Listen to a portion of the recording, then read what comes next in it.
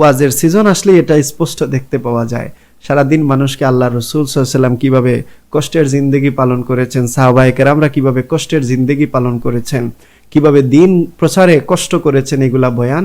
আর যাওয়ার সময় যদি তাকে হাদিয়া কম দেওয়া হয়, এটা নিয়ে মানুষের সাথে তর্কে লিপ্ত হয়। বেশি বেশি হাদিস বলতে পারে, এটার নামই ইলম নয়। প্রকৃত আলেমের সংজ্ঞা বেশি বেশি রেওয়ায়াত করতে পারা, এটা নয়। ওয়ালাকিন্নাল ইলমা আন কাসরাতিল খাশিয়া, যে ব্যক্তি যত বেশি আল্লাহকে ভয় করে সেই ব্যক্তি তত বড় আলেম। মান তাফাক্কাহা ওয়া লাম ইয়াতাসাওয়াফ ফাকাদ তাফাসসাকা, যে ব্যক্তি শুধুমাত্র ফিকহি মাসলা মাসাইল শিখলো, কোরআন হাদিসের অনুবাদ শিখলো, মাসলা মাসাইল শিখলো, ওয়া লাম ইয়াতাসাওয়াফ, কিন্তু তাসাউফ চর্চা করলো না, ফাকাদ তাফাসসাকা, সে ব্যক্তি ফাসিক থেকে গেল। এক ভাই আমাদের কাছে প্রশ্ন করেছেন যে প্রকৃত আলেমকে কিভাবে আমরা একজন আলেমকে সংজ্ঞায়িত করতে পারি? যিনি মাদ্রাসায় পড়েন বা কোরআন হাদিস জানেন, তিনিই কি আলেম? খুবই চমৎকার একটি প্রশ্ন। যে কেউ মাদ্রাসায় পড়লেন বা পাঞ্জাবি টুপি পরিধান করলেন বা কিছুটা আরবি জানেন, দু চারটা আরবি বলতে পারেন, এই জন্যই কি তাকে আমরা আলেম মনে করব? আবার অনেক লেবাসদারিও তো আলেম আমাদের সমাজে আছে, যাকে দেখলাম তাকেই কি আমরা গ্রহণযোগ্য মনে করব? আসলে এটা সুযোগ নাই। আমাদেরকে খুব চিন্তা করে দিন গ্রহণ করতে হবে। যে কাউকে প্রকৃত আলেম মনে করার কোনো সুযোগ নাই। কারণ হযরত ইমাম ইবনু সিরিন রাহমাতুল্লাহ আলাইহি তিনি বলেছেন, ইন্না হাদাল ইলমা দীনুন, এই যে জ্ঞান কোরআন হাদিসের ইলম, এটা হচ্ছে আমাদের দ্বীন, এটা হচ্ছে আমাদের শরিয়া। ফানজুরু আম্মান তাখুযুনা দীনাকুম, তোমরা অবশ্যই তার দিকে লক্ষ্য করো যার থেকে তোমরা তোমাদের দ্বীন গ্রহণ করছো। শরীয়তের জ্ঞান অর্জন করার আগে অবশ্যই সেই ব্যক্তিকে যাচাই করে নাও যে সে ব্যক্তি আসলেই প্রকৃত আলেম কিনা না। কারণ আপনি এমন ব্যক্তির কাছ থেকে ইলম অর্জন করলেন যে ব্যক্তি হয়তো প্রকৃত আলেম না, সে হয়তো ধোঁকাবাজ, আপনাকে তখন গোমরা করে ফেলবে। এজন্য অবশ্যই প্রকৃত আলেম তালাশ করা আমাদের উচিত। প্রকৃত আলেম চিনার প্রথম বিষয়টা তো হচ্ছে যে তার মধ্যে অবশ্যই কোরআন হাদিসের জ্ঞান থাকতে হবে। সে আরবি জানবে, কোরআন পড়তে পারে, হাদিস পড়তে পারে, কোরআন হাদিস থেকে যে কোনো আয়াত বা যে কোনো হাদিসের ব্যাখ্যা সে প্রদান করার যোগ্যতা রাখে। এটা তো একবারে মিনিমাম তার থাকতেই হবে। যদি কোনো ব্যক্তি দেখা যায় যে সে আরবি জানে না, সে একটি আরবি ইবারতই পড়তে পারে না, সামান্য দুই চারটা শব্দের শাব্দিক অর্থও বলতে পারে না, তাকে তো আলেম মনে করার সুযোগ নাই। যেহেতু আমাদের সমাজে এইরকম আলেমের সংখ্যা দিন দিন বাড়তেছে, যারা মোটেও আরবি জানে না, একটা সামান্য একটা শব্দের যদি বিশ্লেষণ দেওয়া হয়, সে বিশ্লেষণ তো করতে পারবে না, এমনকি শব্দটা শাব্দিক অনুবাদও করতে পারবে না, কিন্তু সে দেদারসে আমাদের কাছে বয়ান করে যাচ্ছে, ফতোয়া দিয়ে যাচ্ছে। আল্লাহ রসুল বলেছেন যে ইয়াত্তাখিজুন নাস রুউসান জুহালান, কিছু জাহিলদেরকে মানুষ শেষ জামানায় নিজেদের নেতা মানিয়ে নিবে, আলেমের স্তরে মর্যাদা দিবে, তাদের কাছে প্রশ্ন জিজ্ঞেস করবে, মাসলা মাসাইল জানতে চাইবে, ফাদাল্লু ওয়া আদাল্লু, নিজেরাও তারা গোমরা, মানুষকেও বিনা ইলমে ফতোয়া দিতে গিয়ে মানুষকেও গোমরা বানাবে। তাই এটা প্রথম মিনিমাম তার দেখতে হবে সে আরবি জানে কিনা না। দ্বিতীয় বিষয়টা হচ্ছে যে সে একজন ব্যক্তি শুধু আরবি জানেই এই কারণেই তাকে আমরা প্রকৃত আলেম মনে করব, এই সুযোগ নাই। তার ইলম অর্জনের সাথে সাথে দেখতে হবে তার মধ্যে তাকওয়া আছে কিনা না, আল্লাহর ভয় তার মধ্যে আছে কিনা না।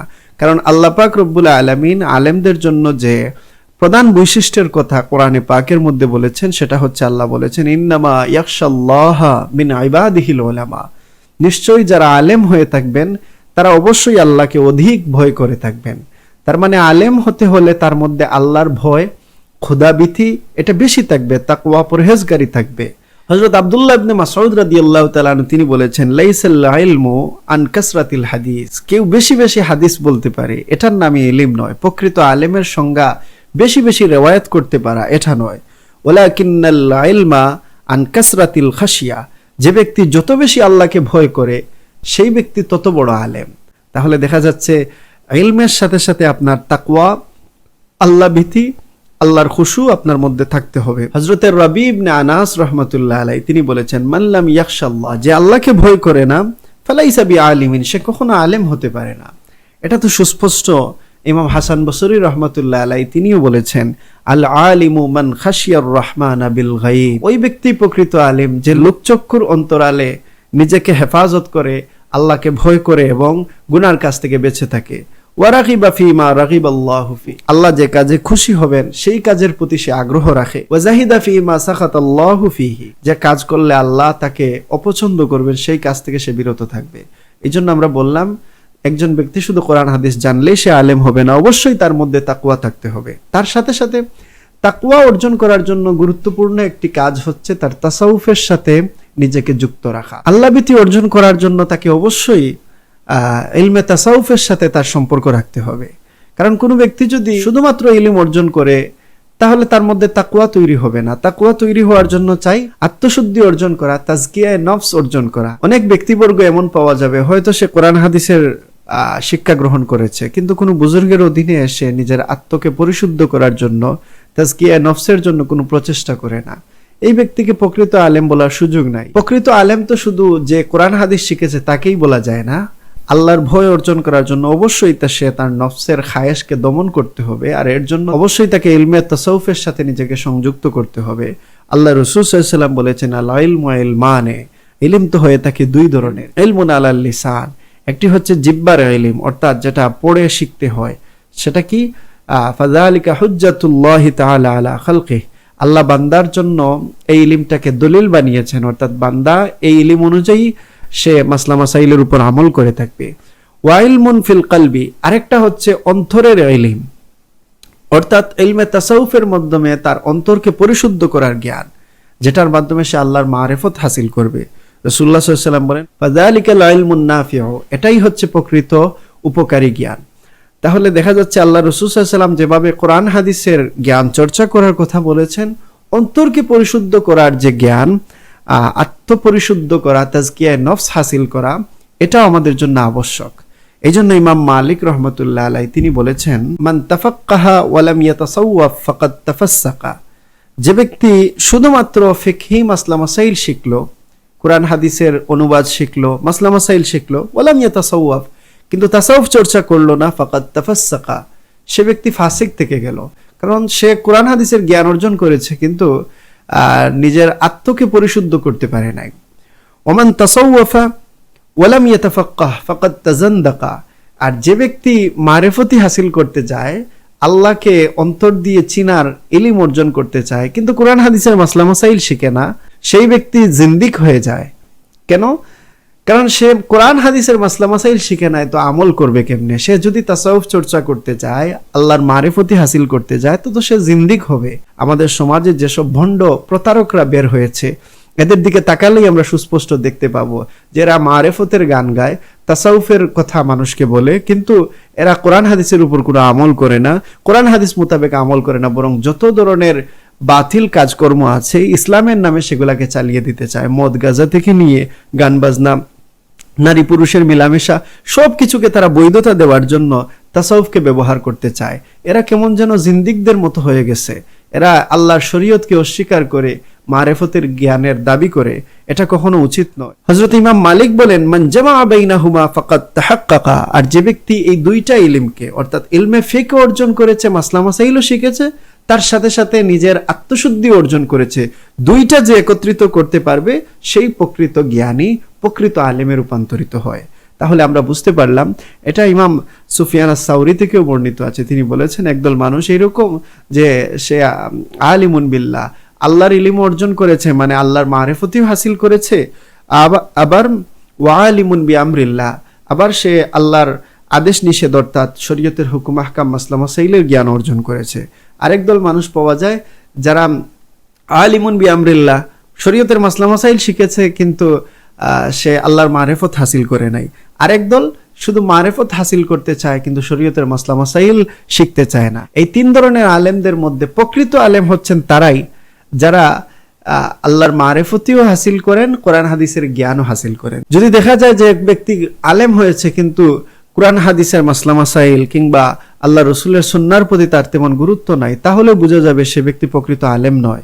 কারণ হযরতে ওমর ইবনুল খাত্তাব রাদিয়াল্লাহু তাআলা আনহু একবার কাব আল আহবার রাহমাতুল্লাহ আলাইহিকে জিজ্ঞেস করলেন, মান আরবাবুল ইলমি, প্রকৃত আলেম কারা, এদের সংজ্ঞা কি হতে পারে? কাব আল আহবার রাহমাতুল্লাহ আলাইহি তিনি বলেন, আল্লাযীনা ইয়ামালুনা বিমা ইয়ালামুন, প্রকৃত আলেম তো তারাই যারা জ্ঞান অর্জন করেছেন যা সে অনুযায়ী আমল করেন, অর্থাৎ তার জ্ঞান যতটুকু তার আমলটাও ঠিক ততটুকু, অর্থাৎ সে যা শিখেছে সে অনুযায়ী আমল করবে। আমরা বিখ্যাত হাদিস আল্লাহ রাসূল সাল্লাল্লাহু আলাইহি ওয়াসাল্লাম থেকে বর্ণিত এটা জানি যে বনি আদম আল্লাহর সামনে 5টি প্রশ্নের উত্তর না দিয়ে কিয়ামতের দিন সে তার কদম নড়াতে পারবে না। সেই 5টি প্রশ্ন যে আল্লাহ পাক তাকে করবেন, তার মধ্যে পঞ্চমটা হচ্ছে মা যা আমিলা ফি মা আলিমা, সে যা জেনেছে সে অনুযায়ী আমল করেছে কিনা না। তাই প্রকৃত আলেম চিনার এটাও আলামত যে সে কোরআন হাদিসের জ্ঞান অর্জনের সাথে সাথে যা শিখেছে সে অনুযায়ী সে আমল করে কিনা না। যদি কোনো আলিমকে দেখা যায় যে কোরআন হাদিস অনুযায়ী সে যে জ্ঞান অর্জন করেছে সে অনুযায়ী সে আমল করতেছে না, ওয়াজে তার লম্বা লম্বা নসিহত কিন্তু নিজের ব্যক্তি জীবনে সেটার কোনো প্রতিফলন দেখা যায় না, তাহলে ধরে নেওয়া যায় এই ব্যক্তি প্রকৃত আলেম নন। আমাদের ওয়াজের সিজন আসলে এটা স্পষ্ট দেখতে পাওয়া যায়। সারাদিন মানুষকে আল্লাহ রসুল সাল্লাল্লাহু আলাইহি ওয়াসাল্লাম কিভাবে কষ্টের জিন্দেগি পালন করেছেন, সাহাবায়ে কেরামরা কিভাবে কষ্টের জিন্দেগি পালন করেছেন, কিভাবে দিন প্রচারে কষ্ট করেছেন, এগুলা বয়ান। আর যাওয়ার সময় যদি তাকে হাদিয়া কম দেওয়া হয় এটা নিয়ে সে মানুষের সাথে তর্কে লিপ্ত হয়। তো এইগুলো আমাদের কাছে সুস্পষ্ট। প্রকৃত আলেম চেনার জন্য এই আলামতগুলো আমরা অবশ্যই দেখব।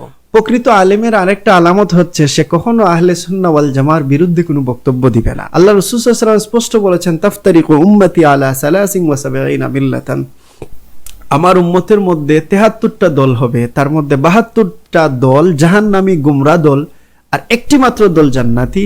সাহাবায়ে কেরামরা বললেন মান হিয়া ইয়া রাসূলুল্লাহ, সেই দল কোনটি ইয়া রাসূলুল্লাহ?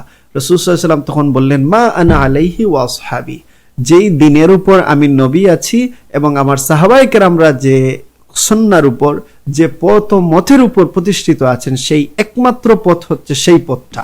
সুতরাং সমস্ত ইমামগণ বলছেন সেই পথটার নাম, সেই জামাতটার নাম হচ্ছে আহলে সুন্নাত ওয়াল জামাত। কোনো আলেম দেখা যাচ্ছে সে আলেম হয়েছে, জ্ঞান অর্জন করেছে, সে আল্লাহকেও ভয় করে, তার মধ্যে সুন্নাহ অনুযায়ী আমলও আছে, কিন্তু তার বক্তব্যের মধ্যে যদি আহলে সুন্নাত ওয়াল জামাত বিরোধী বক্তব্য পাওয়া যায়, বুঝে নিতে হবে এই ব্যক্তি কখনো প্রকৃত আলেম হতে পারে নাই, বরং সে আহলে সুন্নাত ওয়াল জামাতের বাহিরা যে জাহান্নামী 72 দল, সে সেই 72 দলের ফেরকার অন্তর্ভুক্ত। কোনো ব্যক্তি যদি দেখতে পান আপনি সে সাহাবায়ে কেরামের বিরুদ্ধে বক্তব্য দিচ্ছে, সাহাবায়ে কেরামের শান মানের উপর কটূক্তি করতেছে, কোনো ব্যক্তিকে যদি দেখতে পান আপনি যে সে নবীদের নিয়ে সমালোচনা করতেছে, আম্বিয়ায়ে কেরামদের বিভিন্ন বিষয়গুলা নিয়ে সে কুচুক্তি কুতর্ক করার চেষ্টা করতেছে, আহলে সুন্নাহ ওয়াল জামাত সাহাবায়ে কেরাম তাবিন তবে তাবিন উলামায়ে মুজতাহিদিন মুহাদ্দিসিন ফুকাহায়ে কেরামরা যে মত ও বিশ্বাস আমাদের সামনে আকীদা হিসাবে রেখে গিয়েছেন এর বিপরীতে সে কথা বলতেছে, বুঝে নিবেন এই ব্যক্তি কখনো প্রকৃত আলেম হতে পারে না। প্রকৃত আলেমের পরিচয় হচ্ছে যদি প্রকৃত আলেমের সামনে দেখা যায় কোনো ব্যক্তি কোরআন হাদিসের অপব্যাখ্যা করতেছে, কোরআন হাদিস নিয়ে তার মন গড়া কোনো ব্যাখ্যা দেওয়ার চেষ্টা করতেছে, প্রকৃত আলেম হলে তিনি অবশ্যই তার বিরুদ্ধে সরাসরি সোচ্চার হয়ে যাবেন, তার বিরুদ্ধে কথা বলবেন। প্রকৃত আলেম চিনার আলামত কি? আল্লাহ রাসূল সাল্লাল্লাহু আলাইহি ওয়াসাল্লাম বলেছেন ইয়াহমিলু হাযাল ইলমা মিন কুল্লি খালাফিন উদুলু, এই ইলমকে কোরআন হাদিসের জ্ঞানকে তারাই বহন করবে, প্রত্যেক যুগের মধ্যে যারা ন্যায়পরায়ণ তারাই প্রকৃত আলেম হবে। ইয়ানফুনা আনহু তাহরিফাল গালিন, কোন সীমালঙ্ঘনকারী যদি কোরআন হাদিসের অপব্যাখ্যা করে সে সেই অপব্যাখ্যার জবাব সাথে সাথে দিয়ে দিবে। ওয়া ইনতিহাল আল মুবতিলিন, বাতিলরা যত কুযুক্তি অপব্যাখ্যা দাঁড় করাবে একজন প্রকৃত আলেম সে বসে থাকবে না, এই বাতিলদের জবাব দিয়ে দিবে। ওয়া তাউইল আল জাহিলিন, কোন জাহিল যদি ইসলামের অপব্যাখ্যা করে তার বিরুদ্ধে সে জবাব দিবে, বসে থাকবে না। কোন আলেমকে যদি দেখা যায় যে তার সামনে শরীয়ত বিরোধী কোনো বক্তব্য রাখা হচ্ছে, শরীয়ত বিরোধী কোনো কাজ হচ্ছে, কিন্তু সে তার বিরোধিতাও করতেছে না, বরং তার দাওয়াতের জন্য তার কিছু হাদিয়া তোহফা পাওয়ার জন্য সে সেখানে চুপ থাকতেছে, অবশ্যই ধরে নিবেন সে প্রকৃত আলেম নয়। প্রকৃত আলেম কখনো অপব্যাখ্যাকারী বাতিলের সামনে মাথা নত করবে না, সে বরং তার বিরুদ্ধে তার জবান খুলে সেটার প্রতিবাদ করবে তার সাধ্য অনুযায়ী। একজন আলেম কখনো দুনিয়ার স্বার্থে চলবেন না, সে অবশ্যই ইলম হাসিল করবে একমাত্র আল্লাহর সন্তুষ্টি অর্জনের জন্য, মানুষকে জ্ঞান বিতরণ করবে আল্লাহর সন্তুষ্টি অর্জনের জন্য। মানুষকে দেখানো, অহংকার করা বা নিজের বড়ত্ব প্রকাশ করা বা দুনিয়ার কোনো স্বার্থ হাসিল করা, এই উদ্দেশ্য কোনো আলেমের মধ্যে থাকা উচিত নয়। যদি কোনো আলেমের মধ্যে এটা পাওয়া যায় বুঝতে হবে সে প্রকৃত আলেম নয়, কারণ আল্লাহ রাসূল সাল্লাল্লাহু আলাইহি ওয়াসাল্লাম বলেছেন মান তাআল্লামা ইলমান, কোনো ব্যক্তি যদি ইলম অর্জন করতে চায় মিম্মা ইউবতাগা বিহি ওয়াজহুল্লাহ, সে যেন আল্লাহ রাব্বুল আলামিনের সন্তুষ্টি অর্জন করার উদ্দেশ্যেই সে জ্ঞান হাসিল করে। লা ইয়াতাআল্লামুহু ইল্লা লিইউসিবা বিহি আরদাম মিনাদ দুনিয়া, কোন ব্যক্তি যদি দেখা যায় দুনিয়া হাসিল করার জন্য জ্ঞান অর্জন করেছে, তার ইলমের মূল উদ্দেশ্যই হচ্ছে মানুষের কাছ থেকে কিভাবে হাদিয়া তোহফা অর্জন করবে, এই টার্গেটে সে পড়াশোনা করেছে। আল্লাহ রাসূল বলেন, লাম ইয়াজিদ আরফাল জান্নাতি ইয়াউমাল কিয়ামা, কিয়ামতের দিন সে জান্নাতের ঘ্রাণটুকুও পাবে না। অনেক ব্যক্তিকে দেখা যায় ইলম অর্জন করেছে নিজের অহংকার আর বাহবা পাওয়ার জন্য, অহংকার প্রদর্শন আর বাহবা পাওয়ার জন্য। তাহলে বুঝে নিতে হবে তার মধ্যে প্রকৃত ইলম নাই। কারণ আল্লাহ রাসূল সাল্লাল্লাহু আলাইহি ওয়াসাল্লাম বলেছেন, মান তালাবাল ইলমা লিউজারিয়া বিহিল উলামা আও লিউমারিয়া বিহিস সুফাহা আও ইয়াসরিফা বিহি উজুহান নাস ইলাইহি আদখালাহুল্লাহুন নার।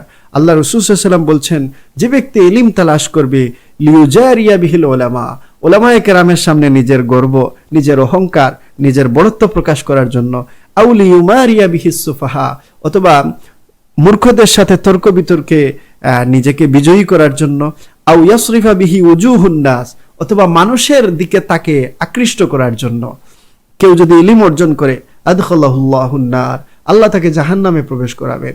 এটা তো আমাদের সমাজে কত প্রতিনিয়ত আমরা দেখতে পাচ্ছি এইরকম ব্যক্তি যারা কিনা ইলম অর্জন করেছে মানুষকে শুধু নিজের দিকে আকৃষ্ট করার জন্য। যত আজগুবি বিষয় আছে সেগুলো তারা সামনে নিয়ে আসছে, যত উদ্ভট জিকিরের পদ্ধতি আছে সেগুলা তারা সামনে নিয়ে আসতেছে। কিভাবে নিজের দিকে ক্যামেরাটা নিয়ে আসা যায়, কিভাবে মানুষ যেন তাকে দাওয়াত করে প্রোগ্রাম পায়, এইসব বিষয়গুলা আমাদের এখন প্রতিনিয়ত দেখতে পাচ্ছি আমরা। আমাদের সচেতন হতে হবে। প্রকৃত আলেমের সংজ্ঞায় এগুলা এই ব্যক্তিদেরকে গণ্য করার কোনো সুযোগ নাই। কোরআন হাদিস এদের বিরুদ্ধে দাঁড়িয়ে যায়। যে ব্যক্তি আত্মহংকারের জন্য, যে ব্যক্তি মানুষকে আকৃষ্ট করার জন্য, যে ব্যক্তি মূর্খদের সাথে তর্ক করার জন্য, নিজেকে বাহবা পাওয়ার জন্য জ্ঞান অর্জন করেছে, ওই ব্যক্তিকে আল্লাহ রাসূল বলছেন আল্লাহ জাহান্নামে প্রবেশ করাবেন। তাই প্রকৃত আলেম চেনার জন্য আমরা অবশ্যই দেখব কার মধ্যে তাকওয়া কতটুকু আছে, সে আহলে সুন্নাহ ওয়াল জামাত অনুসরণ করে কিনা, সে তাসাউফের সাথে নিজের সম্পর্ক রাখে কিনা না, ইলমে শরিয়া যেভাবে হাসিল করেছে সে সেইভাবে ইলমে মারিফতের অর্জন করার মাধ্যমে নিজের আত্মশুদ্ধি অর্জন করছে কিনা না, তার মধ্যে তাকওয়া আছে কিনা না, এই বিষয়গুলা দেখে, এবং তার মধ্যে দুনিয়ার লোভ কতটুকুন, এইসব বিষয়গুলো আমরা যখন একজন আলেম সম্পর্কে যাচাই বাছাই করব, তখন আমাদের কাছে নিশ্চয়ই ফুটে উঠবে কোন ব্যক্তি প্রকৃত আলেম আর কোন ব্যক্তি মানুষকে ধোঁকা দিচ্ছে। এটা চিনে আমরা তারপর মুত্তাকি আলেমদেরকে অনুসরণ করব এবং তাদের কাছ থেকে আমরা আমাদের দ্বীন শিক্ষা গ্রহণ করব। মনে রাখবেন, শুরুতে যে কথাটা বলেছিলাম ইবনু সিরিন রাহমাতুল্লাহ আলাইহির, ইন্না হাযাল ইলমা দীনুন ফানজুরু আম্মান তাখুযুনা দীনাকুম, কার থেকে তুমি তোমার দ্বীন শিখতেছো এটা খেয়াল রাখবা। যদি এই ব্যক্তি নিজে গুমরা হয়, অবশ্যই তোমাকে সেও গুমরা বানিয়ে দিবে, তুমিও ৭২ কাতারের সেই জাহান্নামী কোনো এক ফেরকার অন্তর্ভুক্ত হয়ে যাবে। তাই এই ব্যাপারে অবশ্যই খেয়াল রাখতে হবে। আল্লাহ আমাদেরকে প্রকৃত আলেম চিনার এবং প্রকৃত আলেমদের অনুসরণ করার তৌফিক দান করুন। আসসালামু আলাইকুম ওয়া রাহমাতুল্লাহ।